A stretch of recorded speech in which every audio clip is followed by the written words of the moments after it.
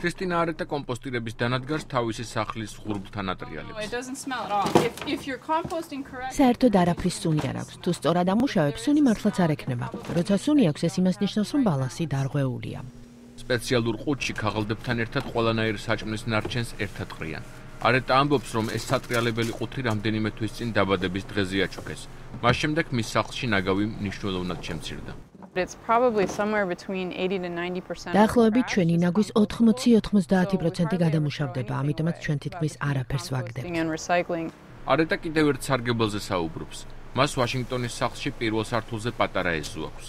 კიდევ ერთი სარგებელი გაზაფხულზე იქნება, როდესაც გადამუშავებულ მასას ჩვენს ბაღში ნიადაგს შევურავთ, რაც კარგი ბოსტნეულის მოყვანაში დაგვეხმარება. Look at this, a jalapeno. ინგრიდ დრეიკი და მისი პარტნიორი უკვე 3 წელია რაც ნარჩენებს ამუშავებენ. ის ამბობს, რომ ძალიან მოეწონა იდეა, რომ საკვების ხელახალი გამოყენებით უფრო მეტი საკვების მიღება შეიძლება. We also compost because ჩვენ ნარჩენებს იმიტომაც ვაკომპოსტირებთ, რომ ვაშინგტონში ნაგვის რაოდენობა შემცირდა. დრეიკი რამდენიმე განსხვავებულ მეთოდსაც იყენებს.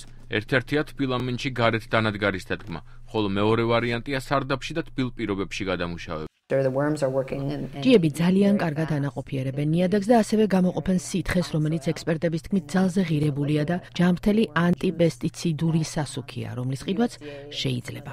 დრეიკი ამბობს, რომ სახლში ნარჩენების გადამუშავება არც თუ ისე ძნელია, როგორც ჩანს. მათთვის, ვისაც ეზო არა აქვს, ჯერემი ბროსოვსკიმ გამოსავალი იპოვნა. მან ვაშინგტონში კომპანია სახელად კომპოსტ ქები დააარსა. უამრავი ადამიანია, ვინც ფიქრობს, რომ ნარჩენების გადამუშავება ქალაქში აუცილებელია და ეს უნდა გაკეთდეს. ჩვენი მიზანი კი მათი დახმარებაა. მისი სერვისი კლიენტებს სპეციალურ კალათას თავაზობს, რომელშიც გადამუშავებისთვის აუცილებელი დანადგარია მოთავსებული. ის საკვების ნარჩენებს კვირაში ერთხელ აგროვებს $8 და ვაშინგტონის გარეუბანში არამომგებიან ფერმაში გადააქვს. მე მჯერა, რომ ნარჩენების გადამუშავება მხოლოდ ნაგვის შესამცირებლად არის აუცილებელი. ის ასევე საკვების წარმოებისთვისაა კარგი. ამდენად ჩვენი ნაგვის ურბანულ სოფლის მეურნეობასთან დაკავშირება ძალიან რეალურია. ბროსოვსკი თავის გეგმაში კომერციული მომხმარებლების ჩართვასაც ითვალისწინებს. ის დარწმუნებულია, რომ ნარჩენების გადამუშავება ქალაქების განვითარების ფუნდამენტურ გეგმად უნდა იქცეს.